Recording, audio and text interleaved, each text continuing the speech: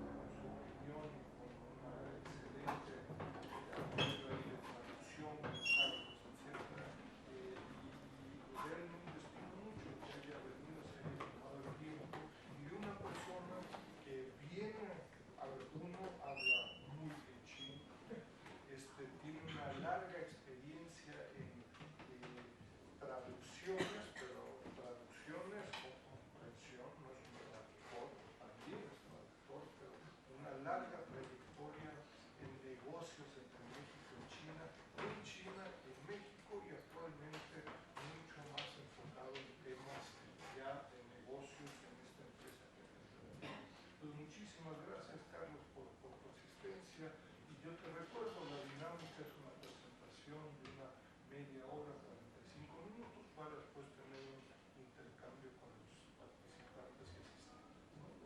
Gracias, Carlos. Bueno, pues muchas gracias al doctor Enrique Uso por la invitación que me ha hecho para participar en este ciclo de conferencias. Gracias a todos por su asistencia y antes que nada una disculpa porque mi presentación va a ser un poquito sencilla. El PPT, yo llegué de China apenas antier, entonces estuve un poquito atareado con el horario y traté de hacerlo lo más breve posible, lo más sencillo posible, ¿no? Lo que quisiera es más que nada exponer un poquito lo que yo he visto en estos años, estas diferencias culturales entre México y China que a veces no son fáciles de traducir, o esos temas que aún con un buen traductor es difícil de transmitir a las contrapartes. Y yo creo que son importantes sea no solo para el tema de negocios, aunque el tema es en los negocios México-China, sino también en la relación social entre mexicanos y chinos, sea aquí o en China. Antes quisiera presentarme, bueno, ya me presentó, yo soy Carlos Lomé, yo me fui a China en el año 2003, hace 12 años, y desde que llegué a mí me gustó mucho China, me enamoré del lugar y decidí quedarme. En el año 2006 yo comencé a trabajar para Bancomex y en el 2009 cambio para la oficina de ProMéxico en Beijing y hasta hace 2 años decidí abrir una empresa de consultoría y me dedico actualmente a hacer negocios de consultoría de inversión y comercio entre México y China. Entonces lo que yo les voy a platicar el día de hoy es un poquito la forma en que yo veo la cultura china, la forma en que yo trato también de entender a los chinos desde una perspectiva más china que mexicana, y también entiendo a mis compatriotas cuando llegan, ¿no?, y sufren de algún shock por alguna diferencia cultural. Trato de hacer ese tipo de traducción o de interlocución entre ambas partes, ¿no? Es decir, por qué está sucediendo lo que está sucediendo. Entonces es un poquito lo que yo quiero platicar. Quiero dar un poquito de antecedentes, que son las generalidades,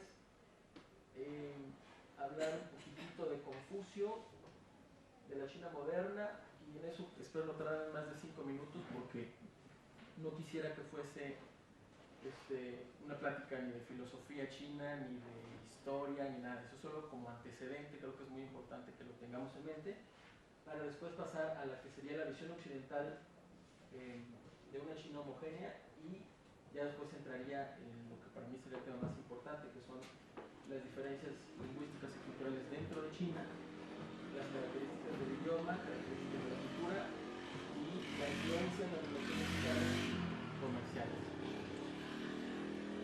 Rápidamente, como datos históricos, como ya todos sabemos, China es un país que tiene más de 4.000 años de historia, lo cual ya hace de China un país muy peculiar. Es un país, para empezar, muy viejo y al mismo tiempo es un país muy nuevo.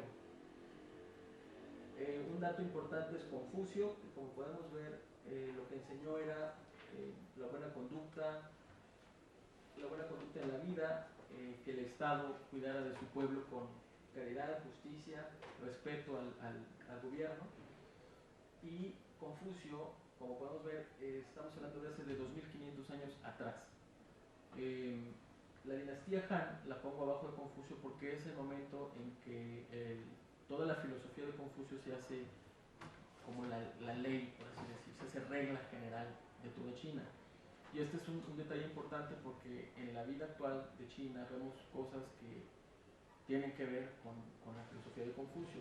Confucio logra permear la cultura tanto por más de 2000 años que aún con Mao Zedong, que trata de quitar todo eso, pues es muy difícil, ¿no?, cambiar eso de la cultura china. Y, bueno, Confucio lo que enseña es que la armonía tenía que ser llevada a cabo en estricta adherencia al orden jerárquico. Enfatizó sobre la necesidad de establecer relaciones precisas entre los que gobiernan y los gobernados. Estas relaciones jerárquicas abarcan todo el sistema social en China, hasta los familiares incluso. El cuidado de la tradición, el estudio, la meditación, la benevolencia, el amor al prójimo. no quiero meterme mucho al tema de Confucio, pero solo como base, porque es una de las filosofías que siguen vigentes en China, a veces de forma un poco indirecta, pero las vamos a percibir constantemente. La China moderna podemos considerar que arranca a lo mejor con con Mao Zedong, con esta idea de crear un estado, una especie de paraíso leninista, marxista en China. La República China, como la conocemos actualmente, se constituye en 1949, lo cual la hace un país extremadamente nuevo, ¿no? Con Deng Xiaoping se abre China al mundo, comienza la apertura de los puertos, hay una mayor introducción de temas extranjeros a China. Y aquí lo que quiero resaltar es, estamos hablando de una China que, si la consideramos China moderna desde la época de Mao Zedong, estamos hablando del 50 para acá, son 70, 80 años. Entonces son 80 años contra más de 4.000 años de una China clásica. Entonces ese es un contraste con el que yo quiero empezar, porque eso es diferente a muchos otros países, sobre todo esos países que han ido progresando de una forma más lenta tal vez, y su apreciación de los otros países extranjeros también va a ser muy diferente. Ahora, si la consideramos China moderna desde Deng Xiaoping, que es en el 1978, por ejemplo, que es cuando está él todavía ya al mando, de 1980 estamos hablando de menos de 40 años. Entonces, son 40 años de una China moderna contra 4.000 años de la China clásica. Aunque con Mao se trata de contrarrestar todas estas ideas, tanto de influencias extranjeras como de ideas confucionistas que habían enseñado a los chinos que había que tener jerarquías, que había que obedecer a los gobernantes, etc. Yo creo que es muy difícil cambiar eso. Incluso a la fecha yo creo que no se ha cambiado, y mi forma personal de percibir China, a pesar de que se ve una China totalmente diferente a la China antigua, una China moderna, una China con un desarrollo económico tan fuerte, yo sigo viendo a la misma China feudal de hace 2000 años, solo que con nuevos nombres. Se les llama chairman, se les llama presidente, se les llama... tienen diferentes nombres a lo mejor, pero el sistema para mí sigue siendo muy parecido al antiguo sistema feudal. Las relaciones sociales, las relaciones comerciales también las veo muy parecidas a esa China antigua. Entonces, esto es como yo quisiera comenzar con este comentario, para después entrar a lo que yo considero el primer error o el más grave error del occidental cuando se aproxima a China. China, como ya sabemos, es un país muy grande, tiene 1.300 millones de habitantes, tiene más de 9 millones de kilómetros cuadrados de superficie. Su cultura y su tradición tienen más de 4.000 años, y por lo tanto en China, dentro de China, existen grandes diferencias culturales. Entonces, ¿qué es lo que sucede? Que el occidental ve China como un país homogéneo. Entonces, a mí me pasó cuando llegué, y le pasa a todas las delegaciones que me ha tocado atender, es que llegan a China pensando, pues es que es un país, entonces traigo a un traductor que habla chino, ¿no? O creen que todos son iguales. Entonces, para el oído que no entiende el chino, va a Guangzhou, va a Beijing, va a Shenyang, y para ellos lo que escuchan es lo mismo, y los ven y dicen, pues todo se ve muy parecido. Entonces, nunca dejan de concebir a China como un país homogéneo, y ese yo creo que es un grave error. Para entenderlo, yo creo que un poquito mejor es lo ideal es concebir a China como un mosaico, como un conglomerado de culturas, de idiomas, de costumbres. Los chinos generalmente tienden a dividir China de norte a sur. Entonces, ¿saben? Si eres del norte, pues comes tallarines. Si eres del sur, comes arroz. Si eres del norte, eres fuerte. Si eres del sur, estás chiquito. Como que hacen una distinción entre norte y sur. Yo, sin embargo, aquí, por ejemplo, estoy mostrando una división de 8 zonas. Entonces, en estas 8 zonas, que tampoco son divisiones oficiales, o por decir que así se debe de dividir China, sino es para acercar las distintas regiones que hay dentro de China, porque son similares en algún aspecto. Beijing y Shanghai quedan como algo externo, son por uno por ser la capital, otro por ser el centro financiero más grande de China. Son muy diferentes. Un pequinés, por ejemplo, no le entiende a un shanghainés, está hablando en shanghainés. El idioma mandarín que hablan, también lo hablan mal, lo hablan con acento. Algo que los mexicanos no logran concebir es que un chino hable mal chino. Y aunque los chinos digan, no, habla bien porque es chino, pero en realidad hay muchos chinos que hablan mal el chino. La gente del sur, por ejemplo, tiene un acento muy fuerte. Entonces no logran hablar, entenderse con la gente del norte. Los dialectos, por ejemplo, de la zona, donde está la zona roja, hay ciudades como Jiangsu, como Suzhou o como Wenzhou, que hablan unos dialectos rarísimos, de los que yo conozco chinos que están escuchando y no entienden ni una sola palabra. O sea, se les llaman dialectos, pero porque son de la misma raíz sino-tibetana, pero en realidad son tan diferentes que yo los podría concebir como idiomas, en cierto punto. Entonces, la cultura de los alimentos es diferente, la forma de ser es diferente, la forma de hacer amigos es diferente, la forma de hacer negocios es diferente. Los mismos chinos saben que, por ejemplo, la provincia de Zhejiang es experta en el tema de los negocios. La provincia de Zhejiang exporta el 80% de las bicicletas en el mundo, el 50% de los zapatos en el mundo, el 90% de los juguetes en el mundo. La gente que hace negocios ahí es muy inteligente para el tema de los números. Hay ciudades precisas. El tema, por ejemplo, de las bienes raíces, que se hizo una burbuja de los precios en Beijing. Se descubrió que estaba controlado por la gente de la ciudad de Wenzhou, que compraban edificios y fijaban un precio y lo iban subiendo, Entonces existen grandes diferencias dentro de China y es como la primera percepción que yo quisiera compartir con cualquier persona que quiera tener una aproximación más directa con China. No lo veas como un país homogéneo.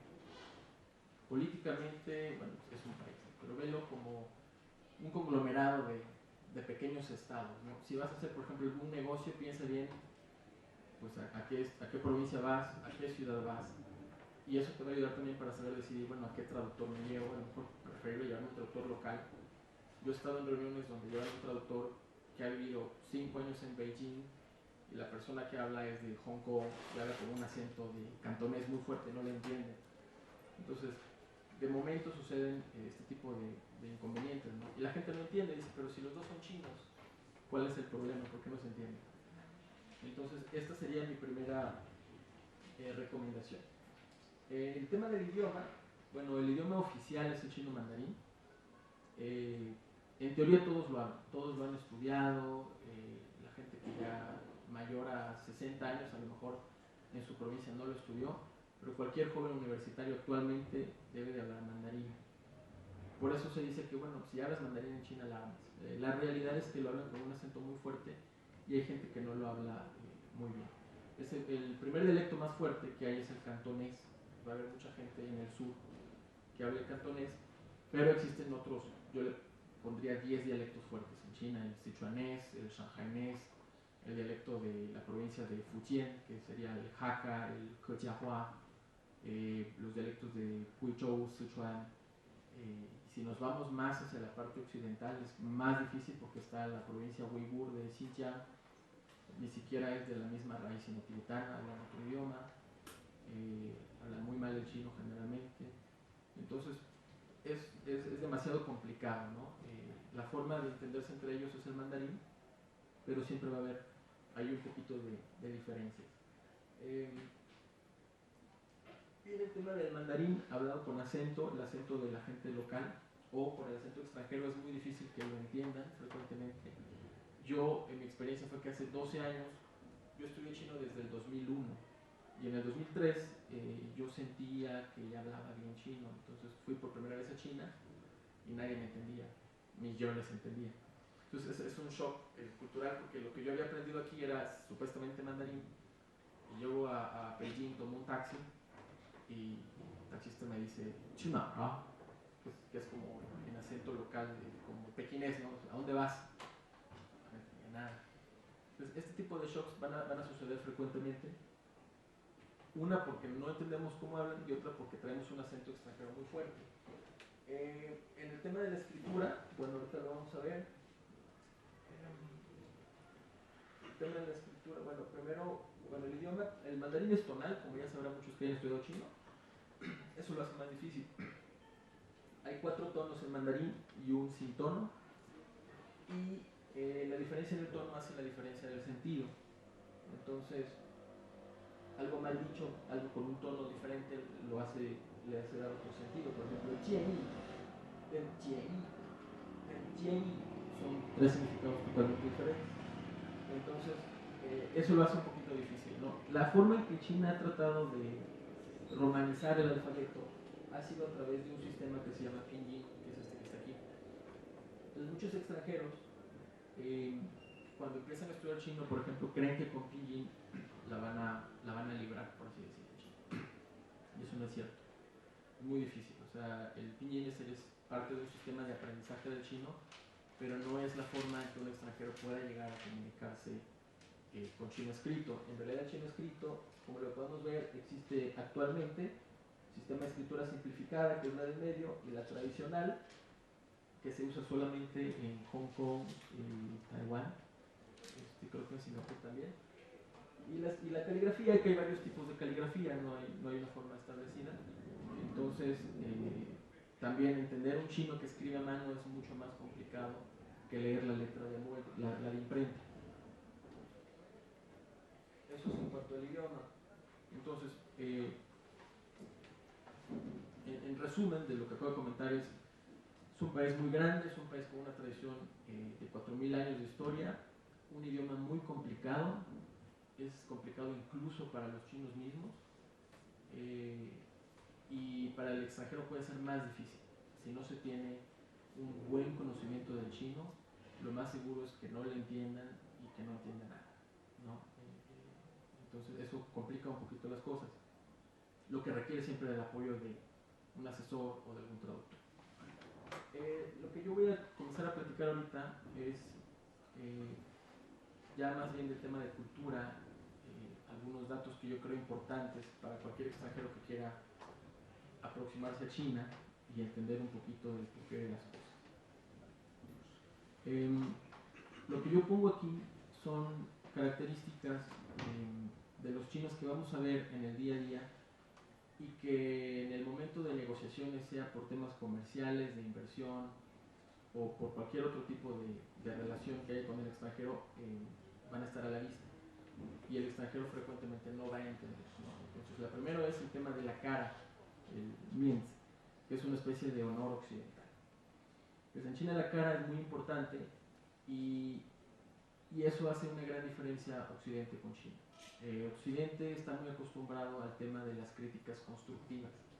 Pues una empresa extranjera que constituye una empresa en China y tiene empleados chinos debe ser cuidadoso con este tema, porque trabaja con el tema de la crítica constructiva. Un profesor extranjero que está acostumbrado a enseñar aquí en México, por ejemplo, y quiere llegar a dar clases a China, tiene que tener cuidado con el tema de la cara. El chino toma las críticas de una forma muy personal, porque cuida su cara. Entonces, el tema del honor. Hay que estar siempre, trabajar con mucho cuidado, no lastimar, ofender la cara de una persona. Por ejemplo, las cenas o las comidas de negociación son redondas y normalmente la forma en que se sientan es por orden jerárquico. La persona que se sienta del otro lado de la puerta de entrada, la que está hasta el final, siempre es el alto de más rango, la persona de mayor rango. Junto a él se sienta el invitado de honor y el otro lado pues, ya es su segundo, su subdirector. Y así en el rango van a ir bajando. Entonces, por ejemplo, esto es para el chino es de lo más normal. El mexicano a lo mejor tiene que pensar como una regla que aprender. A ver, voy a invitar a los chinos, tengo que pensar a quién lo siento. Pero el chino ya ni siquiera lo piensa. Él sabe que el jefe va allá, el que le sigue va acá, el invitado no va acá y así en orden. Y el que está sentado al final generalmente es el que paga la cuenta. Ya lleva el dinero, ya dice que el jefe va a seguir negociando y a la hora de pagar la cuenta este sale escondidito. Entonces como una especie de regla que ya los chinos ya conocen de ley, ¿no? Si de casualidad llegamos a sentar en un orden jerárquico equivocado a alguien, podemos dañar su cara. Entonces, este tipo de cosas yo las he visto y son curiosas, ¿no? Y a veces el extranjero no sabe por qué se enojó, qué pasó. El tema de la economía, el chino es muy diferente al mexicano. El chino tiene una capacidad de ahorro increíble y eso cambia la perspectiva de las cosas. En Occidente el tiempo es oro y en China yo creo que no. Yo creo que en China el tiempo no es dinero. Si el chino piensa que yo camino 2 minutos al metro y me gasto 4 yuanes, y luego tomo un camión y me gasto 2 yuanes, y llego a mi destino gastando solo 6 yuanes, y a lo mejor el taxi me cobra 10, y es más práctico, pero él prefiere lo complicado del asunto por ahorrarse 4 yuanes. O sea, la capacidad de ahorro es muy fuerte. Eso yo creo que también tiene que ver a niveles mucho mayores, ¿no? Por ejemplo, las tarjetas de crédito se han puesto de moda últimamente. Cuando yo llegué a China en el 2003, casi nadie tiene tarjetas de crédito. No porque no se las dieran, sino el chino vive sobre el capital que gana. Logran ahorrar hasta el 70-80% de su sueldo y cuando tienen un cierto capital, entonces piensan, bueno, sobre este capital, sobre esta capacidad de capital que tengo voy a gastar. Mientras que en países como México, por ejemplo, estamos viviendo sobre el crédito y lo que vamos ganando lo vamos pagando con crédito. Entonces esto también hace una diferencia cuando vemos un chino que hace que hace este tipo de cosas, ¿no? El tema del ahorro es bastante fuerte. El tema de la lógica es uno de los temas que más me gustan porque es una lógica totalmente diferente y es muy chistosa. No voy a tratar de explicar el por qué la lógica es diferente, simplemente voy a darles ejemplos de cómo yo he visto que funciona. Le puedes preguntar a un chino que está vendiendo ravioles, ¿no? Terminó el día. Oye, ¿cuántos ravioles vendiste? Vendí 200 kilos de harina. Es a lo mejor en su lógica es lo normal, ¿no? O he visto gente que está negociando, por ejemplo, oye, ¿ya cómo vas a dar la res para vender res, por ejemplo? No, pues te la vendo tanto, ¿cuántos kilos? No, pues tantos kilos. Sí, pero ahí no se ve que sean 200 kilos que me dices, ¿eh? Ah, es que yo no cuento los huesos. No, ellos están en otra lógica y el occidental está en otra lógica.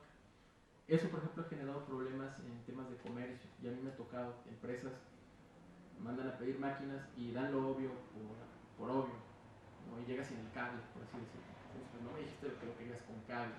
Un ejemplo un poco exagerado, pero ha sucedido.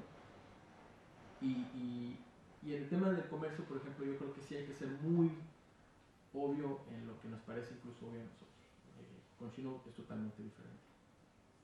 Otro ejemplo que me gusta mucho es, lo he puesto yo en práctica incluso varias veces de forma a propósito, solo para ver hasta qué punto puedo llegar, es hay unos panecillos que se llaman manto, que son unos panes de harina simples, no les ponen sal, ¿no? Le he llegado a preguntar de 10 chinos, les pregunto, oye, ¿por qué no le ponen sal al manto? De 10, 8 me responden, no le ponemos sal a los mantos nosotros. O sea, su respuesta no es el por qué, es nosotros no le ponemos sal a los mantos. Entonces, la lógica es muy diferente la china a la occidental. Pues se puede malinterpretar también en el sentido de que a lo mejor no me quiero decir, no me quiero dar respuesta, pero yo creo que es más bien una diferencia cultural. Los chinos son visuales. Esto a cualquier extranjero que esté aquí, que haya estudiado chino, que haya ido a China, seguramente le ha pasado, a mí me ha pasado, que hablas chino, ya aprendiste chino, ya viviste en China a lo mejor 3, 4 años, y vas a comprar algo, está ahí la tiendita, te vas acercando, la señora ya te vio que eres extranjero, como que le entra miedo, ¿quién me va a hablar este extranjero? Y le dices, ¿no? Le hablas en perfecto chino, que voy Paucho, o cualquier otra cosa, ¿no? Deme un periódico, lo que sea, sin ningún error fonético. Pero ellos ya como que se saturaron, ¿no? Como que se taparon los oídos. ¿Qué? No entiendo. Y a mí me ha pasado mucho. O sea, después de 12 años de vivir en China, y hago la prueba. Cuando te acercas con seguridad no pasa nada, ¿no? Pero cuando lo ves de lejos y vas caminando como para que te vea que eres extranjero, ¿no? Y te acercas y le hablas en chino, el 50% de las veces logra suceder la misma reacción de ¿qué? Pues el chino es muy visual. El chino como que ya ve que eres extranjero, ya se puso unos tapones en el oído. Entonces todos los que estudien chino, hayan estudiado, vayan a China y les pase, no se sientan mal, no se sientan tan es normal y es una cosa curiosa. Otro tema es que también, con el tema de los extranjeros, considero yo que los chinos son expertos para aprovechar los malentendidos. Un malentendido es una gran fiesta para un chino. Son como momentos de oportunidad, ¿no? Que pueden venir también de este problema lingüístico. Entonces, tú vas a negociar, vas a comprar frutas, por así decirlo. Y a una amistad mía le pasó, oye, ¿cuánto cuesta? No, pues cuesta tanto. Entonces, el comerciante ya se dio cuenta que el extranjero entendió mal. Dijo a lo mejor 13, pero aquel entendió 30. Entonces, dijo, pues ya se equivocó, me va a dar 30. Pero aprovecha aparte la oportunidad, ¿no? Ya que le da los 30, dice, pero te dije dólares, por ejemplo, ¿no? O sea, ese tipo de cosas suceden muy frecuentemente en China. Y a mí me han pasado también muchas veces. Entonces, los malentendidos son una gran oportunidad para los chinos y sucede también en negociaciones mucho más grandes. Me ha tocado ver. Si hay confusión, hay oportunidad de ganar. El tema de las indirectas, el uso del lenguaje indirecto o de intermediarios. Aquí yo creo que es la segunda etapa de la problemática de la comprensión entre México, entre Occidente y los chinos es, puedes entender bien el chino, ya a la perfección, pero a lo mejor no sabes qué es lo que te quiera decir la persona. Hay como un mensaje oculto. El chino es muy, y esto viene de Confucio, es muy rebuscado para decir las cosas. No es directo. Es difícil que un chino te diga no directamente. Va a buscar la forma de darle la vuelta.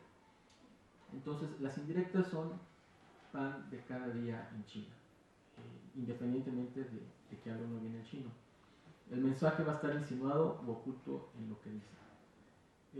Voy a darles dos ejemplos. Un ejemplo, por ejemplo, un empleado le dice a su jefe que su tía se enfermó y está muy grave y tiene que dejar la chamba porque se va por tiempo indefinido. Entonces, tiene que renunciar. Una petición muy comprensible para un occidental, pues pensaría, pues, ¿qué es eso, no? Y se va, o a lo mucho, pues, se quiere ir, ¿no? Y si estudiamos el trasfondo, realmente pasaron una serie de cosas de las que un occidental ni siquiera se ha dado cuenta. Por ejemplo, lo más seguro es que esta persona se peleó con otra persona de la empresa, pero esa otra persona de la empresa es de mayor rango, entonces para él la lucha ya está perdida, esta pelea, entonces no quiere que esto salga a relucir, ni tampoco quiere llevarlo a nivel del jefe, entonces se le hace más fácil salirse de esta forma. Entonces, una cosa tan compleja, ellos te la pueden poner de una forma tan sencilla que uno ni se las vuelve, ¿no? En algún sentido. Es muy común la forma de ser indirecto en este sentido. Otro ejemplo es, por ejemplo, ocupas el servicio de alguien, de alguna empresa, de algún amigo, y olvidas pagar o pides una prórroga para pagar más tarde, y al momento de pagar es muy probable que te digan, no te preocupes, no es nada, por tan insignificante ayuda que te he brindado, ¿cómo crees que te voy a cobrar? A mí me ha pasado. Entonces, para un occidental que no entiende mucho de la cultura, puede significar, pues qué padre, ¿no? y no sabe uno que hay un trasfondo muy fuerte. Hay dos significados aquí. Uno podría ser que no le estoy dando suficiente y quiere más, o si nuestra relación puede seguir más a nivel laboral, hay más oportunidad de tener intercambio comercial o de lo que sea, es que él va a esperar a cobrársela de otra forma. Por ejemplo, cuando él requiere de un apoyo, va a venir conmigo, lógicamente ese apoyo va a ser mucho mayor al que me dio a mí y yo no voy a poder cobrar, ¿no? Porque ya no me cobró la primera. Entonces son cosas, detallitos que por ejemplo yo veo mucho en China y que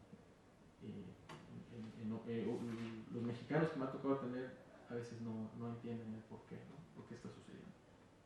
Entonces, este tema de la indiferencia, de la indirecta.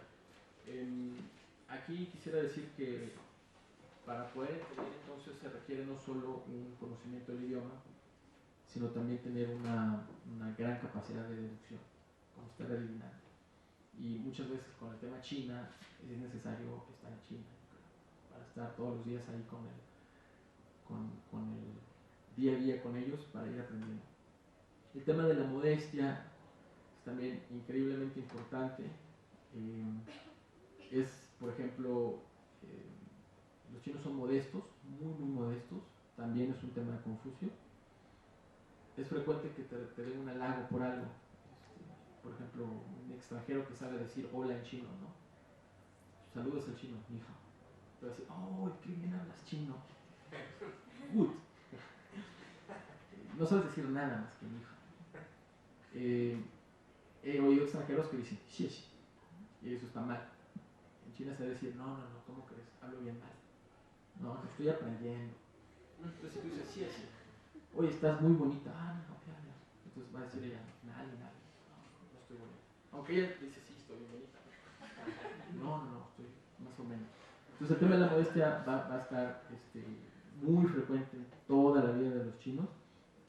Y hay un patrón que si consideramos el tema de la modestia nos va a dar la verdad de las respuestas de los chinos, porque hay que deducirlo también. Por ejemplo, si tú le preguntas a un chino, oye, ¿sabes jugar básquetbol? ¿Eres bueno en el básquetbol? Si el chino te dice mama, más o menos, quiere decir que juega bien. Si el chino te dice haixin o haikoi, es como decir, pues me defiendo, quiere decir que es muy bueno. Entonces, el lenguaje es una cosa, pero lo que esconde el lenguaje atrás de la modestia es otra cosa, ¿no? Y uno tiene que aprender a hacerlo también, porque si no acaba uno cayendo mal, ¿no? Que a todo dices gracias, no es gracias, es decir, no, me defiendo, estoy haciendo mi luchita, ¿no? Entonces el tema de la modestia es muy importante. De la inflexibilidad a la flexibilidad, el chino en general, la primera impresión para casi cualquier extranjero que va a China es que es inflexible. Casi para todo vamos a escuchar al chino dice, me baja, no se puede hacer nada. Esto así funciona y así es. Oye, es que en México necesitamos factura, ¿puedes inscribir esto dentro de la factura china? No se puede. Oye, es que necesito, está lleno el restaurante, pero tráeme la carta, ¿no? Al menos para ir viendo. No se puede. Las reglas es que hasta que te sientes te doy la carta. Son inflexibles, pero a la vez son increíblemente flexibles. El truco está en jalar el problema a un nivel personal. Es un tema de relación personal, yo con la mesera, yo con el gerente. Hablar, oye, mira, ayúdame, está aquí mi jefe, dame cara, necesitamos esa factura, habla con la persona que las hace, ve si se puede hacer algo. Jalas esto a un nivel personal y se vuelve completamente flexible. Para mi gusto, China es de los países más flexibles que hay para ejecutar casi cualquier tipo de cosas. Y es un tema interesante porque es un tema que, por ejemplo, México ha desaprovechado. Son los maestros de la negociación y México, pues a lo mejor no está todavía llegando a ese nivel de negociación, pero llevando el tema a un nivel más cercano, yo creo que China se vuelve muy flexible. Voy a dar otro ejemplo. Bueno, en general me ha tocado ver mucho esto, ¿no? Casi todo se puede lograr en China. Siempre es negociable y tiene que ser un nivel más cercano. 8. Los chinos son muy prácticos. Aquí creo que esto viene también del tema de... Tiene que ver con el tema de la religión un poquito. Yo así lo veo. Voy a ser a lo mejor un poquito rudo en el comentario, pero es una idea muy personal. A lo mejor no van a estar todos de acuerdo, ¿no? Yo creo que la cultura occidental en general, nuestra forma de ser ha estado permeada por la cultura judío-cristiana en general, seamos o no creyentes, ¿no? Vemos como una especie de un chip que nos enseña que hay algo más allá, ¿no?, de la vida, algo que creer, no sé. Y China, con sus 2000 años de historia de Confucio, realmente lo que se enseñó, lo más cercano al tema de la religión es la veneración de los antepasados, la veneración de los ancestros. No hay una religión, yo no veo una religión en China como tal, que el chino siga y diga yo soy budista, yo soy hinduista, ¿no? Hay templos y la gente va y pone incienso, pero es una cosa totalmente diferente. No quiere decir que él crea en que tiene que ser bueno porque se va a ir al cielo. Es un tema totalmente occidental. Y a lo mucho, la religión a la que se aproxima la ideología china, yo creo que es algo cercano al panteísmo, en el mejor de los casos. Y yo creo que es la razón por la que son muy prácticos. El chino es práctico por excelencia. No, como que no se está preguntando si tenemos alma o no. Solo sabe que si somos malos, vamos a reencarnar en algún animal o nos vamos a desintegrar. Y yo creo que el chino en general, no estoy generalizando, no digo todos, ¿no? Pero la mayoría, al menos de lo que yo conozco, la religión actual en China es el estómago, comer bien y una cartera llena de dinero. O sea, el chino en la actualidad lo que le importa más es comer bien, les encanta el tema de la comida, dinero. Entonces eso los hace ser también muy prácticos. ¿No? Como si tal vez el chino no cree en lo que no ha visto, ¿no? En lo que no ha oído. Entonces es una característica también que lo hace muy diferente a la cultura occidental. El tema de la privacidad es con el tema con el que los extranjeros tienen más problemas. La privacidad realmente es un tema también muy ambiguo que me parece que en Occidente apareció después de la Edad Media, yo creo, se empezó a dar el tema de la privacidad, lo que es mi espacio, tu espacio, pero es un tema ambiguo, que hasta dónde llega tu espacio, hasta dónde es mío, que puedo escuchar, que sí, que no. En China es un tema casi reciente, de unos 10 años para acá. El tema de la privacidad de que están escuchando, el tema del espacio físico, por ejemplo. No sé si cuántos de aquí hayan estado en China les haya tocado caminar por las calles de alguna avenida muy transitada en Beijing o Shanghai. Seguramente 2 o 3 chinos les pegaron a caminar. Y es una falta de respeto aquí en México. En China es muy común, ¿no? Estás caminando y pasa un chino y ¡pah! Te pega, ¿no? Y es un tema muy interesante porque una vez hice una prueba y vi que todos estaban, yo estaba parado y todo el mundo pasaba y me empujaba y me pegaba. Entonces me puse duro, vi que venía uno para acá, o sea, casi me iba, entonces que se ve con todo. Me pega, se ve que se lastimó, queda atrás de mí y voltea con una expresión de ¿qué te pasa? O sea el malo, el incorrecto era yo. Eso es un tema muy curioso. Entonces, en China realmente para ellos no es tan grave, para nosotros sí. O sea, es grave a lo mejor hacer lo que yo hice. O sea, la regla aquí es carritos chocones. Y desde entonces yo veo China como carritos chocones. Y es normal. Y después hasta se acostumbra uno al tema. Y funciona bien. ¿No? Porque no son golpes fuertes, te atraviesas. Lógicamente hay reglas que hay que seguir si no se quiere enojar uno con los chinos. Por ejemplo, si estás haciendo la cola, no dejes ningún espacio entre tú y la persona que está acá. Dejas un espacio, se te van a meter.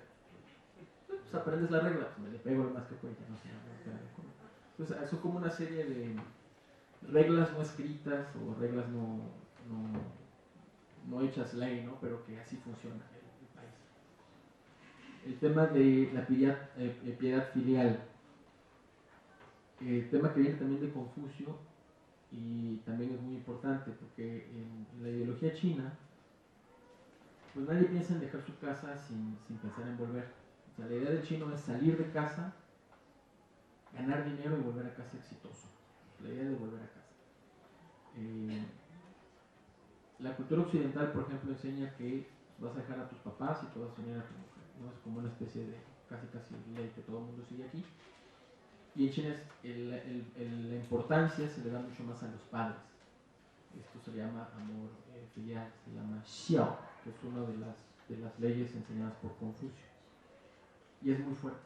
O sea, hay novelas, literatura china que están al punto de la muerte y pues, el hijo rescata a los papás, no a su familia. Los temas de este tipo son muy comunes y también es diferente a México. El tema de la adoración de los ancestros, yo creo que sí, que es más, si hay alguna religión en China, yo creo que sería este. El tema de la cortesía y de la amabilidad. Los chinos, para mí, son los expertos maestros en politeness, en ser amables, cordiales, diplomáticos. Existe un gran número de normas o reglas de comportamiento, de ceremonia. Sin embargo, para los chinos, más que reglas a aprender, son instintivas. Es como si todo el protocolo diplomático de Occidente en China se extendiera a cada momento de la vida familiar y social. No quiere decir que estén en un protocolo todos los días, sino que hay una especie de patrón que para el chino es instintivo y que un extranjero a lo mejor tiene que aprender y tiene que estar como atinando, ¿no? Si voy bien o no. Existe una diferencia en la apreciación de la amabilidad entre Occidente y Oriente. En China es como un ritual, una serie de tecnicismos que se están usando. Por ejemplo, el uso de los términos honoríficos que ayudan a mantener a la vista la diferencia jerárquica, sea dentro de la familia, sea dentro de la empresa. Es como si lo comparamos, por ejemplo, con una especie de juego, ¿no? En la que cada quien conoce la regla y las está siguiendo y las tiene uno que ir anunciando. La amabilidad en China, su nivel de importancia a veces supera su objetivo principal, y es aquí donde yo he encontrado los más fuertes choques culturales entre México y China, y a nivel empresarial es tema que yo veo todos los días y que trato de suavizar mucho, porque para el chino es una regla decir, si tú eres el huésped, si yo soy el anfitrión, entonces a mí la regla me indica que te tengo que atender. Entonces voy a cocinar, te voy a hacer 20 platillos y tú a lo mejor no quieres comer. Dices yo, no tengo hambre. No, ¿cómo que no? Y cocina y te sirven 20 platillos y te sirven en tu plato y comen, ¿no? Y alcohol, 2 botellas de licor de arroz de 63 grados y a tomar alcohol. Oye, es que no toma alcohol. ¿Cómo que no? A ver, vamos a tomar alcohol. La regla, o sea, el chino está siendo un buen anfitrión. Es decir, yo así atiendo a mis invitados. Les doy de comer bien, les doy de beber bien. Mientras que Occidente, por ejemplo, una forma de mostrar la amabilidad es, te doy la carta y tú pides lo que quieras. Quieres un tequila, quieres una cerveza. Y es muy interesante porque a mí me toca atender mucho a clientes chinos que vienen a México y los atiende la persona mexicana. Yo conozco a los chinos, son mis amigos y sé que les encanta beber alcohol. Y les dan la carta y, no, pues agua sola. Una combinación de modestia con amabilidad juntas, que el mexicano no sabe. Entonces le tienes que decir, no le preguntes, compra una botella de tequila y tú pides la comida y pónsela al centro. No le digas ni sabe qué pedir. Esta es una diferencia muy muy fuerte. Entonces a mí me gusta mucho vivir este tipo de cosas. Por ahí leí en un libro que hablaba precisamente sobre el tema. Decía, la amabilidad en China se puede comparar a un colchón de aire. Ahí adentro no hay nada, pero ayuda a suavizar todo. Entonces yo creo que sí es cierto, ¿no? Me tocó, por ejemplo, en algún pueblito, en una provincia, no me acuerdo en qué provincia de China, una visita oficial de parte de la embajada. Iba mi jefe, que era el consejero comercial, iba yo, y nos atendió la empresa china. Y en ese pueblito, platillo principal, lo delicatessen, son las chicharras, son las como chicharras, ¿no? De esas que cantan, rellenas de una especie de líquido morado, cremosito. Las fríen y les ponen como sal con pimienta. Ese es el platillo de ese pueblito. Entonces, para ellos la amabilidad se representaba bien en los invitados extranjeros de embajada. Hay que degustarlos con lo mejor y con nuestro platillo principal. Entonces, la típica mesa redonda, al consejero lo sientan en la mesa de honor y pues el pobrecito de él, porque le daban vueltas a la mesa y le ponían las chicharras, ¿no? Entonces él le daba vuelta a la mesa para agarrar otro producto y le volvían a poner pruébala, pruébala, ¿no? O incluso agarra comida y se la ponía en su tazón de él. Es una demostración de amabilidad muy china que es diferente a la nuestra, pero es padre. A mí me pasó personalmente, por ejemplo, cuando recién empecé a estudiar chino, yo tenía aquí una amiga con la que aprendí mucho. Ella me enseñaba chino y yo enseñaba español hace 15 años. Y recuerdo que me decía, no, pues vamos a comer comida china. Me llevaba al restaurante, pedía 3, 4 platillos. Me decía, ¿cuál te gustó más? No, me gustó más este. Cada vez que salíamos, era ese platillo. Hasta que un día le dije, oye, ¿por qué no cambiamos de platillo? Dice, pero tú me dijiste que te gustaba. Y era el que más te gustaba. Entonces, es otra vez el tema de la lógica diferente, la amabilidad, la expresan de una forma también bastante diferente.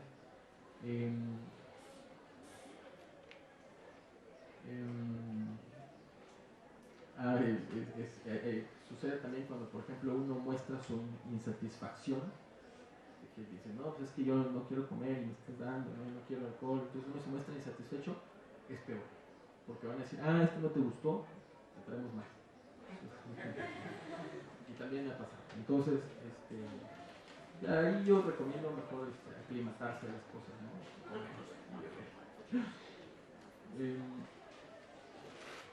Es como si a lo mejor tú que eres el extranjero no conoces las reglas del juego, ¿no? Pero ya no es mi problema, yo cumplí. Más o menos así lo veo. La amabilidad china se concreta frecuentemente en forma de regalo. Cualquier persona que tenga asuntos con chinos seguramente tiene un closet lleno de regalos. Y eso es cierto. Pueden preguntarle a cualquier embajador, a Sergio Ley, a Guajardo, todos seguramente tenían un closet lleno de regalos. Yo, que era un rango mucho más abajo, yo tenía también un closet lleno de regalos. Entonces, eso es una cara, es parte también de la cara del chino. Voy a visitar al embajador, no, pues voy a llevar regalos. Entonces, es la forma en que se presenta normalmente la amabilidad, y ha sido un tema que tratamos desde hace muchos años atrás con las representaciones mexicanas en China, porque ahorita ya aprendieron, pero antes no daban regalos los mexicanos y teníamos que estar obligando a las delegaciones, oye, tienes que tener regalos porque aquí dan regalos. Entonces es un tema que se tiene que tratar también, es muy importante. La misma amabilidad se ve en el ejemplo que les di del extranjero que dice ni hao. A lo mejor lo dice mal dicho, a lo mejor dice ni hao, ¿no? Mal pronunciado, pero decir, oye, hablas muy bien chino. También un tema de amabilidad. Hay muchísimos temas que por cuestiones de tiempo no estoy enumerando aquí, pero que se van a encontrar en China, ¿no? Por ejemplo, van a ver que en China se les grita mucho a los meseros, parece como una falta de respeto, no lo es. El tema de sorber la sopa, no sé cuántos les haya tocado estar en alguna comida de negocios donde dos empresas chinas se pelean por pagar la cuenta, pleitos, porque no, dame la cuenta, no, yo la pago. Es muy común también por el mismo tema de la cara. Todos estos choques, por ejemplo, el tema de los números es un tema bastante interesante también. El chino le da significados a los números por su sonido, entonces van a ver que no se quieren quedar en la habitación del hotel número 14 o en la habitación 4, ¿no? Porque es de mala suerte, porque suena igual a la palabra morir, ¿no? Les encanta el número 6, les encanta el número 8. Van a ver autos con placas que digan 666, ¿no? Y no es la marca de la bestia. Lo que quiere decir es que es un chino con mucho dinero, porque una placa sí cuesta a veces muy cara. Una placa con 4 ochos en Shanghai puede valer $10,000 el trámite, porque implica que se va a hacer rico, ¿no?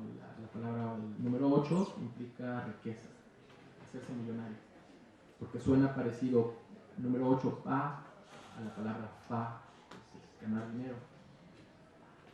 Entonces, son algunos de los temas interesantes que están aquí. En el tema de los negocios, todo esto, el tema del Guanxi, ya lo han tratado en muchas conferencias, me ha tocado verlo, que viene también del tema de la intermediación. Es muy importante tener esta especie de intermediario, o esta relación. Guanxi, para mí, más que relación, significa palanca, es la palanca. Entonces, a nosotros, como cuando trabajé para el gobierno mexicano en China, era tema de todos los días porque era la forma en que lográbamos cerrar agendas de negocio. Es decir, es muy probable que va la delegación mexicana y le piden el favor a tal departamento de gobierno que agende una cita con la empresa Costco, ¿no? Por ejemplo.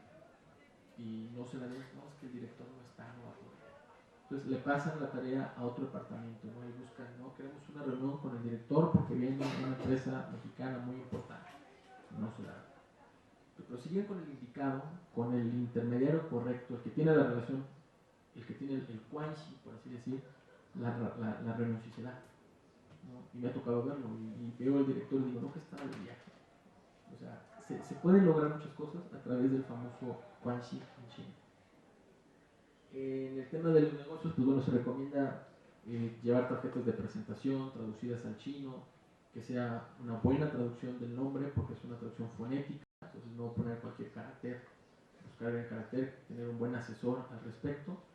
El tema del protocolo, entregarla con ambas manos, todo es como un ritual en el tema de los negocios.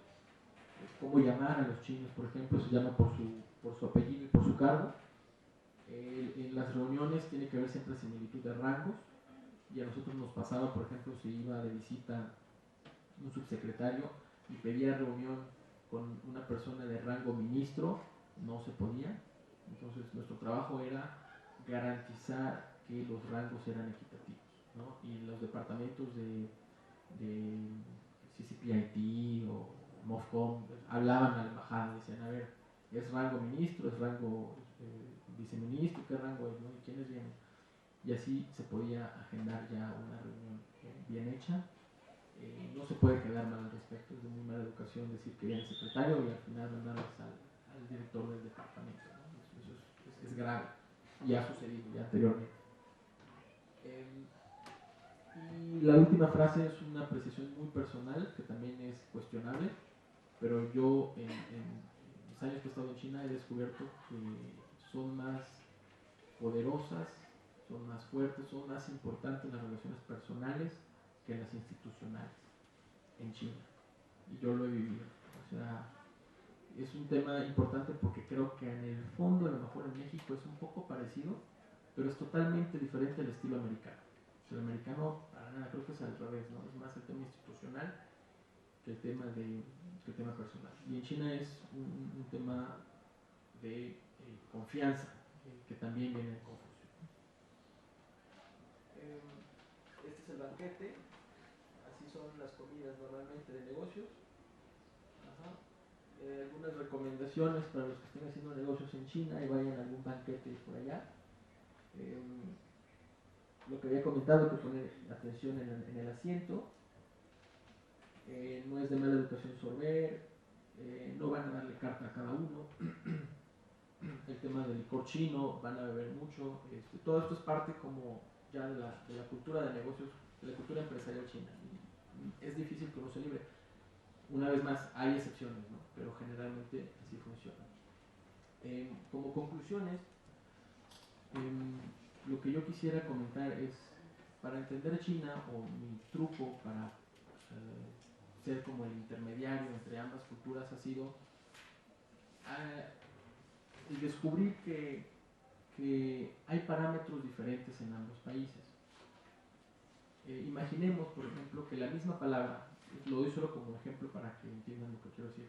Imaginemos que la misma palabra existe en China y en México. Por ejemplo, la palabra kilo. Uno llega y empieza a negociar por kilo, pero lo que implica el kilo chino es diferente a lo que implica el kilo mexicano.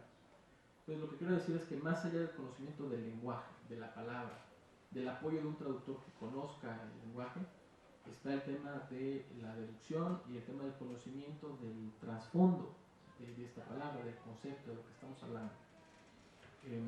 Esto para mí es muy importante. Se necesita siempre ese conocimiento o ese interlocutor. Platicaba hace un momento el tema de algunas empresas mexicanas con las que he trabajado, que las he conocido porque han tenido problemas en sus pedidos con fábricas chinas, porque les mandan productos que ellos pidieron pero con obvias faltantes, ¿no? Como comentaba hace un momento. Entonces es el mismo tema, o sea, hay que dejar en claro que estamos hablando de lo mismo, ¿no? China es un todo muy vasto y yo creo que nadie podría generalizar. Es difícil decir incluso que se conoce China si no se ha visitado más de la mitad de sus provincias y no se ha vivido en más de 3 lugares. Se puede conocer China, pero en una región donde uno está, ¿no? Yo creo que para conocerla bien, sí es necesario algo así.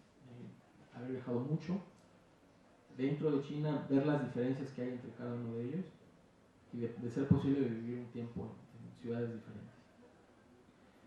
Mis recomendaciones son para conocer más la cultura china a través de la literatura, a través de sus telenovelas, a través de sus canciones, de sus obras.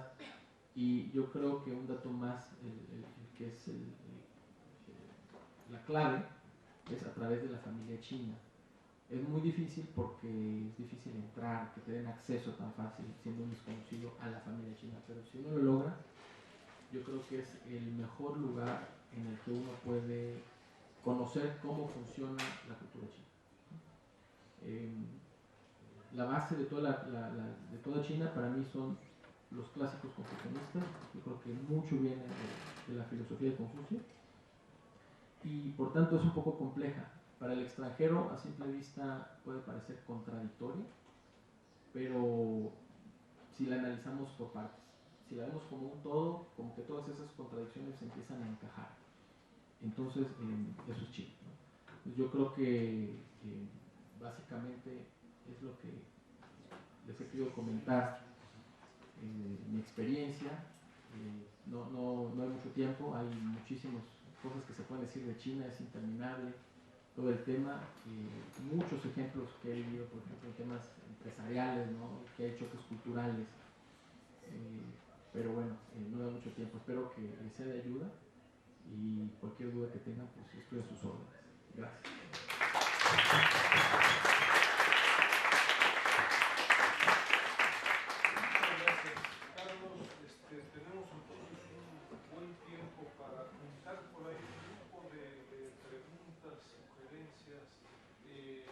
Además, yo les recuerdo que se escriben muy bien en conferencias que hemos tenido acá con Liliana Sosca, Flora Boto y otros colegas, Jenny Acosta, entre otros. Entonces, por favor, si los que quieran hacer alguna pregunta, por favor, si nos indican su nombre y su dónde viene, por favor.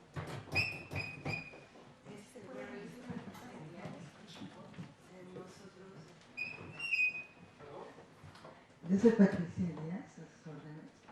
Nosotros, bueno, ya tenemos tiempo apoyando empresas para que puedan importar o exportar a China, principalmente importar, ¿no? Pero una de las dudas más importantes de nuestros clientes es la cuestión de la visa de negocios y la visa de turista, ¿no? Y la otra es la moneda, ¿no? Los renminbis y los yuanes. Entonces no sé si nos pudiera explicar un poco al respecto.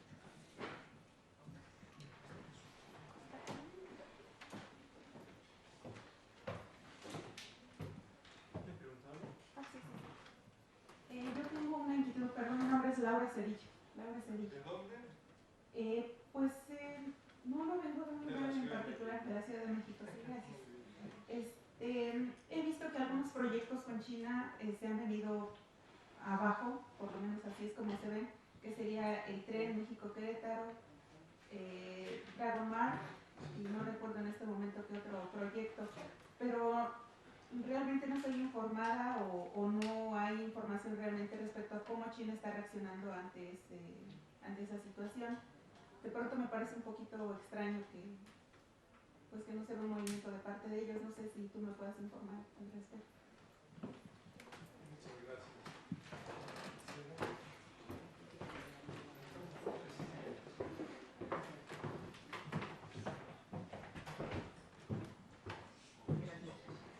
Lorena Méndez, de la Secretaría de Economía. En mi experiencia, normalmente nos llaman mucho hombres de negocios y ha habido cierta experiencia en el que los empresarios mexicanos se quejan de que los chinos hicieron una operación comercial y no les llegó la mercancía de manera correcta, o que les robaron, o que no llegó el embarque. Y se ha formado un poco en México la cultura de que los chinos son tramposos. En tu experiencia, ¿qué nos puedes comentar al respecto?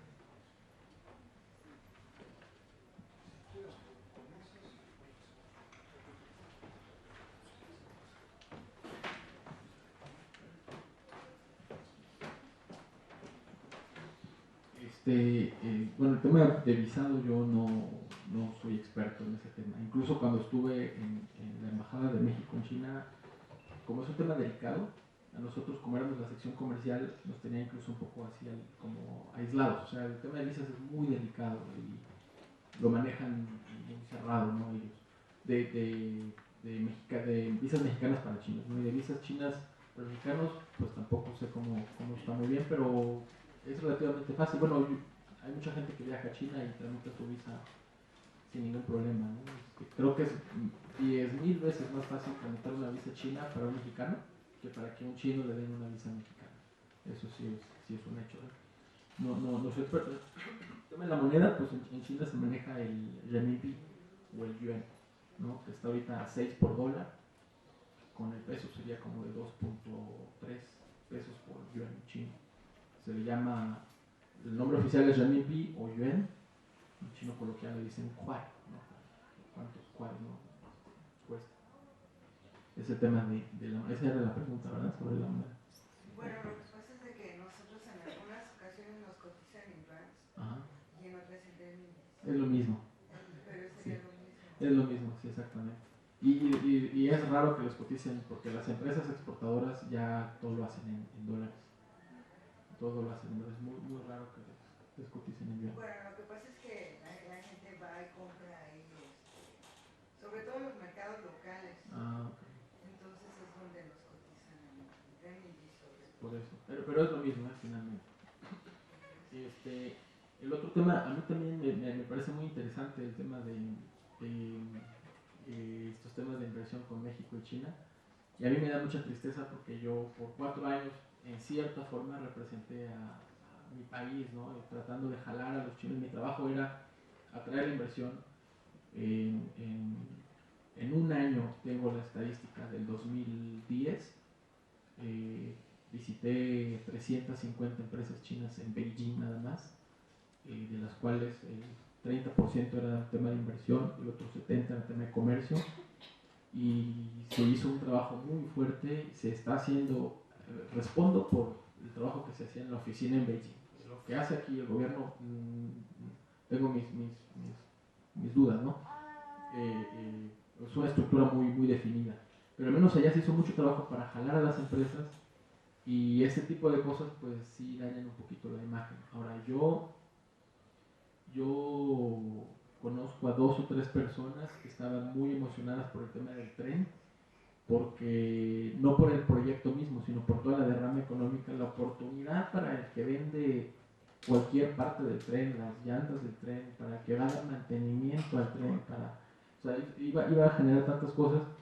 Y eso era oportunidad para empresas chinas y mexicanas, porque finalmente los chinos ahí tienen que apoyarse en los locales que ya conocen la red de distribución, que ya conocen el tema de importación. Entonces, sí estamos un poquito decepcionados, y a mí me dio tristeza un poco en el sentido de que hace años, por allá del 2006, 2007, la ley de licitaciones todavía era muy rígida. Entonces, nuestro trabajo como promotores era decirle al chino, a ver, te invito a que inviertas en México en infraestructura. Y México tiene estos estados que están muy padres, y ven e invierte y pon tu lana en México, ¿no? Entonces el chino nos decía a nosotros, bueno, pero a ver, dime en qué estado invierto, y tú recomiéndame al socio comercial. Entonces nosotros no te podemos recomendar ni un estado porque se nos viene encima todos los otros 30 estados, ni te podemos recomendar un socio comercial porque van a pensar que nosotros ahí estamos haciendo algo por debajo de la mesa.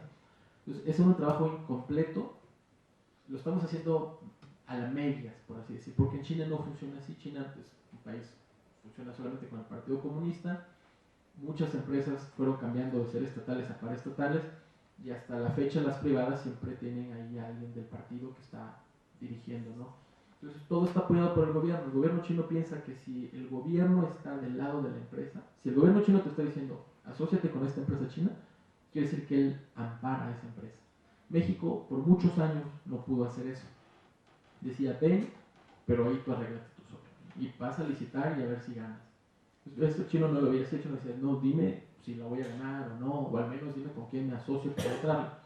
Después de muchos años, hubieron cambios a la ley de licitaciones y se empezó a permitir hacer ciertas cosas.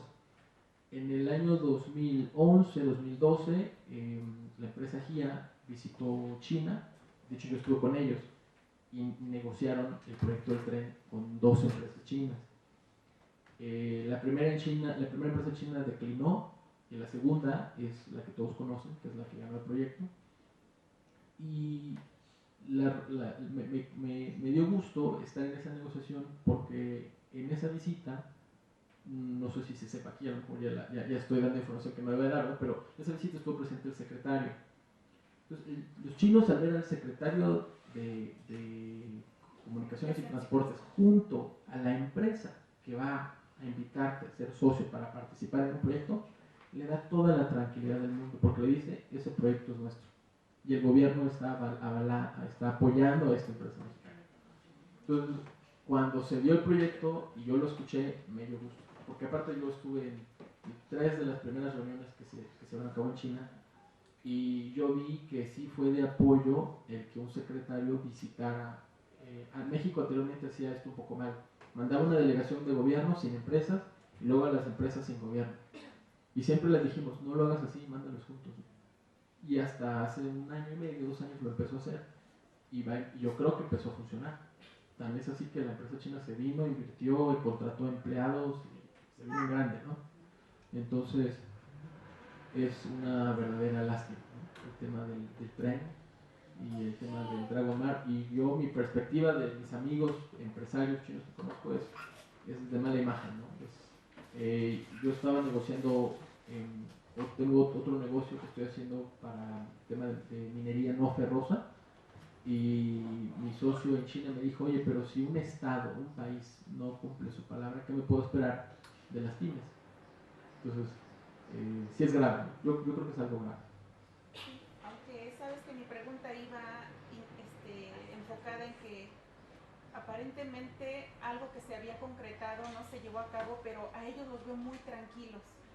O sea, no veo una respuesta concreta respecto a esta situación que no se esperaba, ¿no? Claro. De pronto siento que, como tú dices, estuvieran aprovechando la situación, y como tú dices, se la van a cobrar después. Es a donde te digo que yo no veo que haya información al respecto. ¿No crees? Puede ser, no sé, yo creo que sí hay algo de inconformidad, porque nunca se transmiten noticias sobre México en China, y desde lo del tren, todas las noticias de México es, el gobierno de México cancela proyectos. Sí. Entonces, yo creo que contentos no están, creo que están algo enojados, ¿no? Pero bueno, es su forma hay que ver cómo lo solucionan. Ajá. Y la otra pregunta sobre las empresas mexicanas que han tenido malas experiencias con empresas chinas. Yo, mi experiencia me ha tocado muchas empresas mexicanas, muy raro, pero van a negociar con empresas chinas de una forma que no lo harían ni con otros mexicanos. Por ejemplo, eso se me hace muy raro, ¿no? O sea, no sé, tal vez sienten que porque es China ya no hay ningún riesgo, ¿no? Pero a mí me ha tocado ver a empresas que me hablan, ¿no? Oye, tengo un problema, ayúdame, ¿qué pasó? Pues es que compré una grúa en China, pero se le cayó el motor llegando al puerto, y luego se le cayó tal cosa llegando al puerto donde transbordaba, y llegó hecho pura basura para vender como desperdicio. ¿Y cuánto costó? No, pues me costó $2 millones. Y a ver cómo estuvo. No, pues resulta que el señor no había ido a China nunca en su vida. La grúa la compró por internet, él no firmó ningún contrato, mandó una transferencia de $2 millones a una empresa que en su vida había visto. Entonces yo lo he visto y es un ejemplo de varios que tengo, que cuando lo tengo enfrente, señor, digo, señor, pero es que usted, si un mexicano le dice que le deposite $2 millones y que le va a mandar dinero, ¿usted se lo haría? No. Entonces yo lo que he visto, en general, no siempre, en general es que muchos de estos que caen hacen cosas así un poco que está fuera de serie, ¿no? Y hay otros que pues a lo mejor sí lo hacen en orden, y sí hay muchas empresas tramposas, ¿no? Hay que tener mucho cuidado. Lo que yo digo es que no van a negociar con una empresa que no conocen. En México está de moda que quieren comprar por internet, como que les da miedo ir o no quieren invertirle a eso. Y yo creo que ese es un problema muy grave. Yo creo que para cualquier negociación mínimo hay que ir a China, no solo que el chino venga, o sea, mínimo hay que ir, sobre todo si estamos hablando de cantidades fuertes, ¿no? Ir a China, conocer la empresa, negociar, firmar un contratillo por ahí, ya que han pasado por la etapa del banquetito, de la tomada, ya vieron cómo está, ya yo creo que pueden confiar al 70%, ¿no? Lo que se recomienda mucho y lo que yo hago y he hecho cuando me han pedido que les corrobore si es de confiar, yo hago algo que se le llama una investigación ante el Buró de la Industria y Comercio de la ciudad a la que corresponde la empresa. Es como una especie de registro de hacienda local, nada más que allá se llama Kunshan Guanyu se llama. Es Buró de Administración de la Industria y Comercio. Todas las empresas realmente registradas aparecen ahí. Se registran ahí y uno ve que sea el nombre realmente de la empresa que está operando. Ahí se ve el capital de registro, ahí se ve quién es el representante legal, ahí aparece todo. Entonces esta sería como mi recomendación, ¿no? Que se haga, le inviertan un poquito más de dinero y de tiempo y se ahorran esas pérdidas tan fuertes. ¿Esta búsqueda del buró tiene un costo? Depende de, o sea, las ciudades en general, uno lo puede buscar en internet y no cuesta nada. Ok, o Sí. sea, te metes a internet, porque lo mismo hacen ellos hacia nosotros. Nosotros tenemos un sistema que se llama SIEM, Sistema de Información Empresarial Mexicano, y te investigan, o sea, investigan y ellos quieren saber si la empresa mexicana es correcta. Ahora, la realidad es que es un sistema, pero no quiere decir que ahí están todas las empresas. Está un tanto velado, no al 100% las empresas. Pero sí es importante pensar en que, oye, y bueno, mi primera pregunta siempre hablando con el empresario es, ¿hizo un contrato? Me dice, no, digo, ahí está el detalle. Aquí en China y en donde sea, donde vayan a hacer cualquier tipo de relación y más de negocios, tienen que hacer un contrato. Ahora, yo me pregunto, ¿en la representación comercial hacen un contrato? Sí. ¿Ayudan a las empresas mexicanas a que hagan contratos? Las representantes no. O sea, por ejemplo, lo que hace allá ProMéxico es promover las exportaciones mexicanas y atraer la inversión. Y ahí se acabó. Quien podría ayudar, pero tampoco es función de ellos, son las representaciones chinas acá en México. Pero tampoco la hacen. Y yo incluso diría que el contrato puede ayudar, pero tampoco es final. Como dijo una amiga mía, el contrato para un chino es como un ser vivo, siempre en constante cambio. O sea, les va a dar igual, ¿no? Pero ayuda. Yo creo que es una serie de cosas. Yo creo que es contrato, más la revisión, más conocer a la empresa en persona, y las primeras transferencias, pues no hacerlas así en transferencias, hacerlas con, no sé, carta de crédito. No, arrancar siempre despacito. Gracias.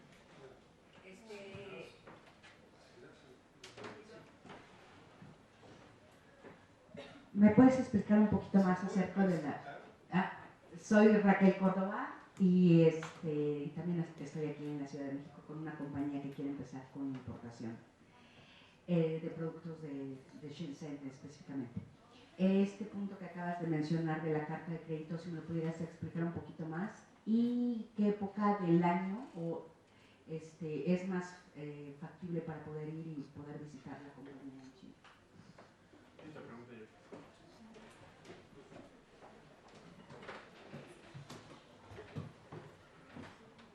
Hola, mi nombre es Nancy Selene, soy de la Facultad de Ciencias Políticas y Sociales de Y bueno, hemos estado viendo en una materia que se llama Integraciones Económicas, que aquí las instituciones en México realmente y en Latinoamérica no reflejan mucha confianza. Por ejemplo, en China algunos de los acuerdos se hacen a palabras, no a contratos, sobre todo en los países vecinos. Y los procesos aquí en México son muy tardados para negociaciones y para todo. Eso ha sido un gran obstáculo, aparte del visado. En esta cuestión, ¿usted qué opina de estas instituciones? ¿Qué se podría hacer? Dos breves preguntas por mi cuenta. Un tema, digo, me pareció muy interesante, seguro que se pudiera enriquecer muchísimo ahí la cantidad de experiencias personales y de vivencia, me imagino. Un tema que me parece importante, que llama la atención cuando uno ha estado muchas veces en China, yo lo pondría bajo este tema de la cultura del VIP, ¿no?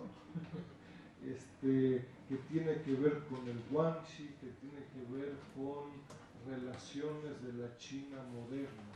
Pero uno se encuentra con este VIP en todos lados, en el tren, en el avión, y hay tratos de VIPs, ¿no? Y eso tiene implicaciones, sería mi pregunta, también en los negocios, ¿o no? Eso raya en la informalidad, a veces en la ilegalidad, en fin, no sé cuál sea tu percepción. Y después, con respecto a esta racionalidad de hacer negocios y de venta de negocios, a mí, de nuevo, hemos tenido una cantidad de conferencias acá y me ha tocado estar en un grupo de negociaciones, por ejemplo, acá en la Ciudad de México, el transporte, la venta de unidades de transporte público, y con una empresa china grande, ¿no? Una transnacional, uno diría, y en donde le costó meses definir cuál era el precio de la unidad, ¿no? Es decir, sabía perfectamente cómo financiar, cuánto se iban a ahorrar, la tecnología, temas de ingeniería, información muy vasta, ¿no?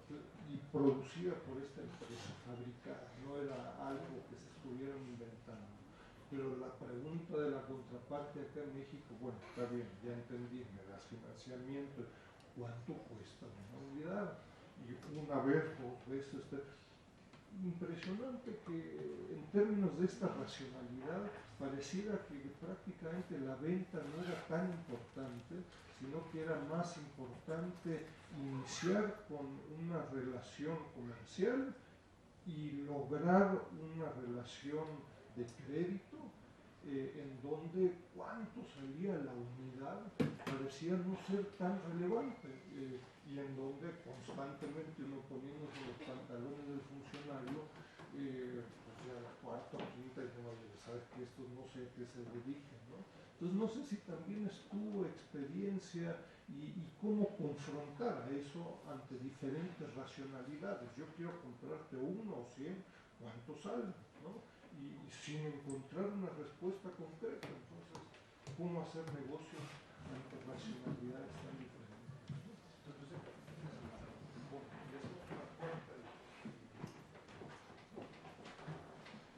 Soy Lila Molinier de Paraguay, egresada aquí de la UNAM, economista, y estoy de paso, estoy en contacto con el programa China-México o México-China, y mi pregunta es si puedes identificar o puedes comentarnos si se podría hablar de cómo nos identifican a los latinoamericanos y, por ejemplo, qué comparaciones se podrían hacer entre latinoamericanos y americanos y chinos, ¿verdad?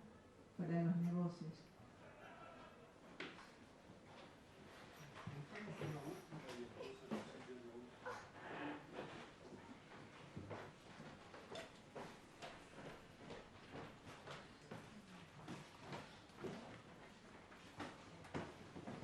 Gracias. Buenos días, Carlos. Mi nombre es Jorge Dagnino. Yo tuve la oportunidad de estar ahora en China, en CISMEF. Me fui a vender tequila y acabé comprándoles productos a ellos.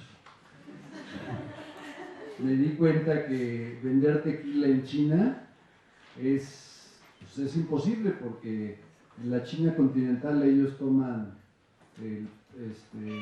su producto hecho de arroz de 63 grados, y para que les vendamos tequila pues van a pasar 30 años y tiene que llegar Cuervo a meter $100 millones a que lo conozcan, ¿no? Entonces me di cuenta que por ahí no va el negocio.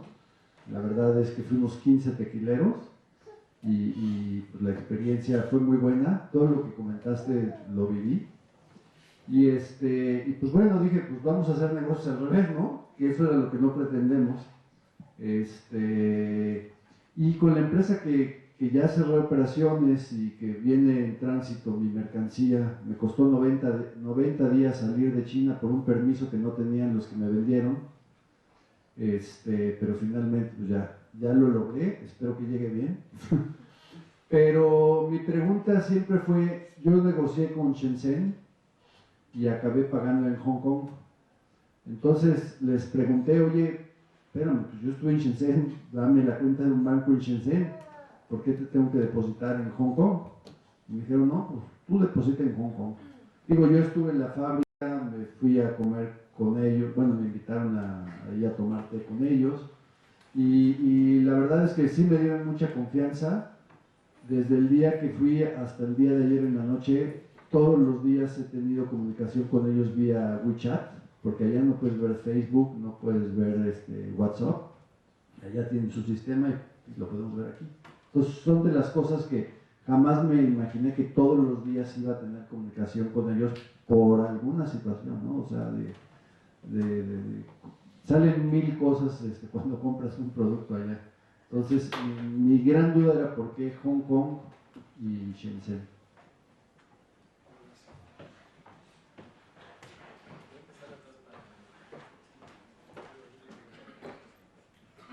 Bueno, el tema de tequila es bien interesante. Yo de hecho trabajé mucho tiempo el tema de tequila desde el 2006 con delegaciones, y ha sido muy difícil colocar el tequila, ¿no? Es todo un tema. Pero ahí con el tema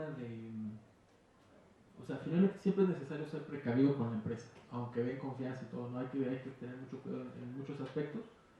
Y el tema de Hong Kong puede no ser nada grave. Hong Kong lo usan mucho las empresas de Shenzhen porque Hong Kong es Puerto Franco, y ahí abren sus cuentas bancarias libres de impuesto y las pueden transferir a donde quieran sin ningún problema. Es la razón por la que mi empresa yo también la constituí en Hong Kong. Constituir una empresa en China es mucho más complicado, y el control sobre las divisas es muy fuerte.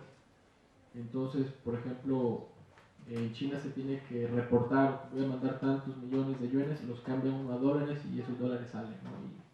Y el dinero que entra es igual otro procedimiento parecido.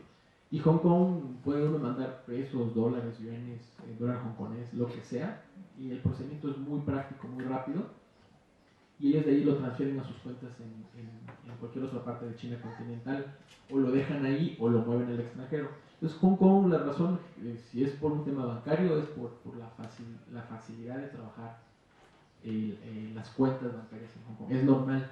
Y es normal que las empresas de Guangzhou o de Shenzhen tengan cuentas ahí en Hong Kong. No es como un foco rojo, no es alarma tampoco. Pero independientemente, yo creo que sí hay que siempre ser muy precavido en todo. Por ejemplo, los pagos, qué garantía hay de que van a mandar el producto, por qué vendieron un producto del que no tenían el permiso de exportación. Esos son temas que sí hay que revisarlos un poquito más. El tema de Hong Kong yo creo que no es tan grave, ¿no? Sí es bueno.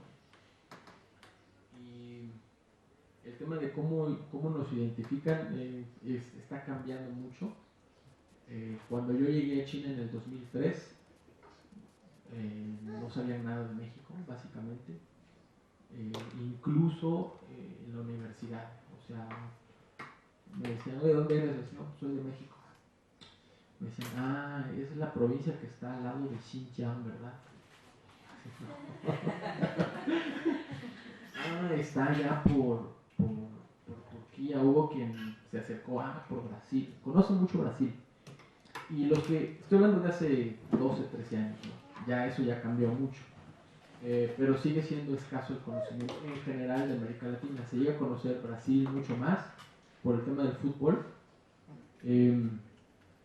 Y quien ha hecho mucho trabajo de promoción y muy bien hecho es Chile. Es digno de envidia sus departamentos de promoción que tienen en China, y con 3 personas hacen cosas padrísimas, promocionado, no sé, vinos, todo lo que venden ellos, salmón, bueno, el cobre, ya todo el cobre ya se lo vendieron a China. O sea, han hecho un trabajo muy fuerte. Entonces, a Chile ya lo han identificado más desde hace como varios años, ¿no? De ahí en fuera, muy poco conocimiento, se ha dado poco a poco más en términos económicos, pues sí ya se reconoce, como sea, México ahorita es octava novena economía del mundo, ¿no? Estamos a un buen nivel, y ahí ya nos empiezan a identificar. No diría ni bien ni mal, tenemos cosas buenas, cosas malas. Por ejemplo, somos un país económicamente estable, según las estadísticas, una inflación más o menos buena, crecimiento económico más o menos bueno. O sea, no nos comparamos a ellos con sus 7, 8%, pero en México es estable. Entonces, sí lo identifican como una buena economía, ¿no?, para trabajar, pero fuera de ahí es muy poca la gente que conoce México. Los que, o América Latina en general, los que conocen ya son la gente que tiene negocios, que tiene comercios. Y si tomamos solamente el concepto de estas personas que ya conocen de América Latina, pues sí nos tienen en un concepto de un poquito responsables, por decirse, ¿no? Llegamos tarde, un poco flojos, somos muy alegres. O sea, el típico concepto que se tiene, creo que en todo el mundo, de muchos de los países de América Latina. Pero es muy poco. Yo creo que comparado con lo que es América en general, ellos lo que reconocen siempre es Estados Unidos. Y de eso sí ya pues, tienen un gran intercambio de mucho más tiempo. Entonces, es poco, ¿no? Yo creo que se está trabajando todavía en eso. Nosotros en los trabajos de promoción que hacemos, por ejemplo, batallábamos también para que, cómo hacer que identifiquen que un producto es bueno porque viene de tal país. Por ejemplo, el chino relaciona muy rápido ciertas cosas. Entonces dicen vino tinto, Francia, ¿no? Dicen fútbol, Brasil. Chocolate, piensan en otro país, no me acuerdo de este país, que es muy, Suiza. Tienen esto muy grabado. Entonces, café, Colombia. Entonces, cuando llegamos y decimos, traemos un café chapaneco muy bueno de 1600 metros de altura, pues, no es colombiano, bueno, es el colombiano. Y México tiene vinos tintos allí en Baja California muy buenos, y tenemos un Malbec, ¿vale? No, pues es que el vino, o sea, lo mucho ya Chile y Argentina, sí, ¿no? Y ya están entrando. Entonces, es difícil, eso sí, cambiarles este tema de identificación con los productos que ya conocen, y ya tienen como que su label, ¿no?, pegado, Colombia o Francia. Eso yo creo que es de lo más difícil para que identifiquen países de América Latina. El tema del VIP es muy interesante. A mí me gusta mucho también ese tema. Yo creo que para empezar, es que son muchos, ¿no? Son muchos, y de 1.300 millones de habitantes son 200 millones de personas de clase media. Es 2 veces la población de México, que es clase media, o sea, con capacidad de consumo increíble.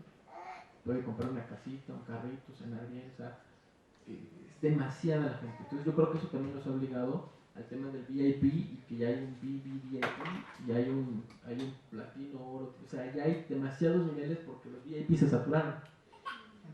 Entonces yo creo que tiene que ver mucho también con eso, ¿no? Son muchos, son demasiados los chinos con dinero.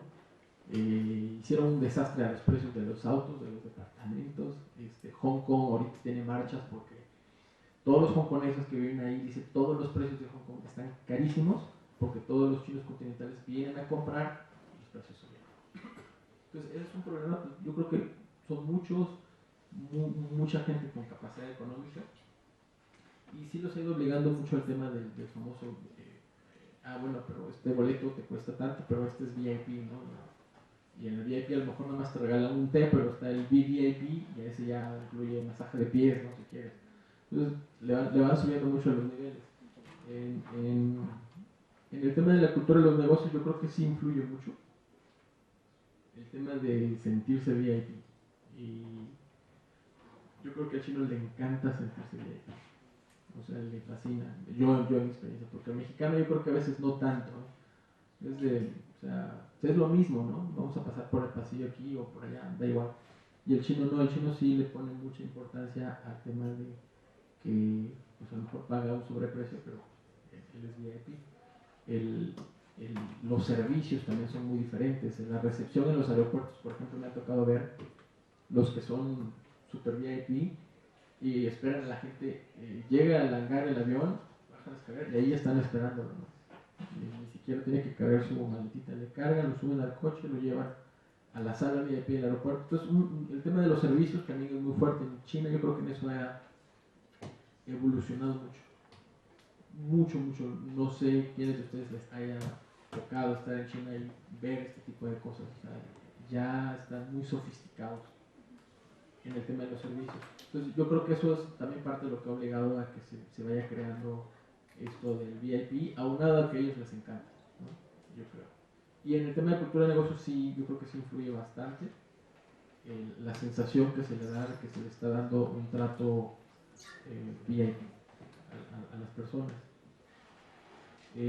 Con el tema de las negociaciones, yo creo que a mí me gustaría ver el contexto en general para ver por qué están rebuscando el tema del precio, ¿no? De la unidad, porque pueden ser muchos factores. He visto casos donde sí, el tema de la primera impresión, como puse también aquí en una plantilla, es no vas a lograr nada en tu primera reunión, nada, ¿no?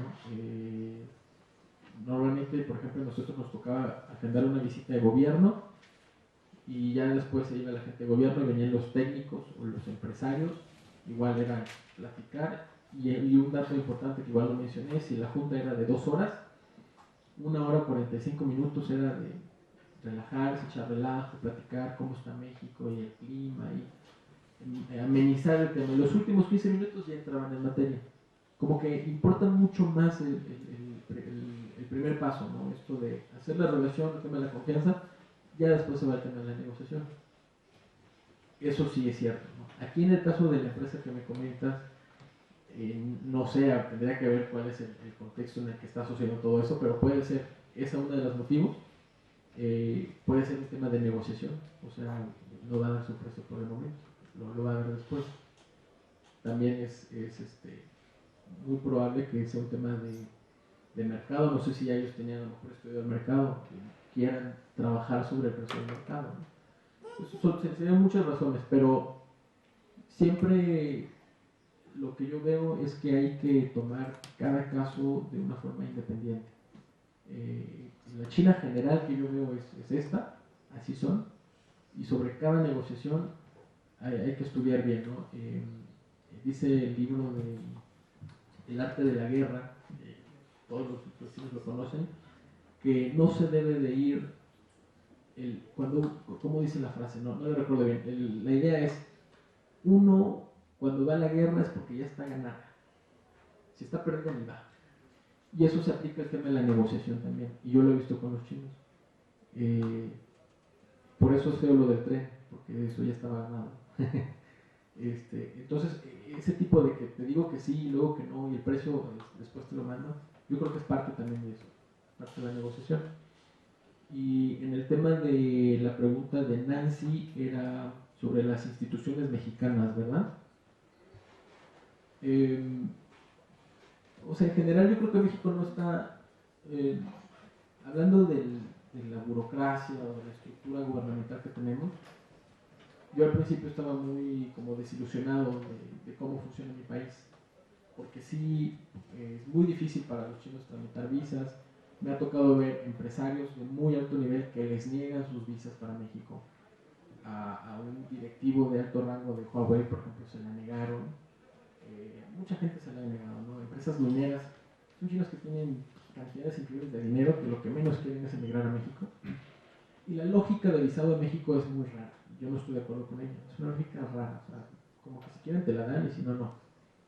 Entonces, yo siempre he estado con eso en contra de ese tipo de cosas. Pero después de ver cómo funciona África, creo que no estamos tan mal.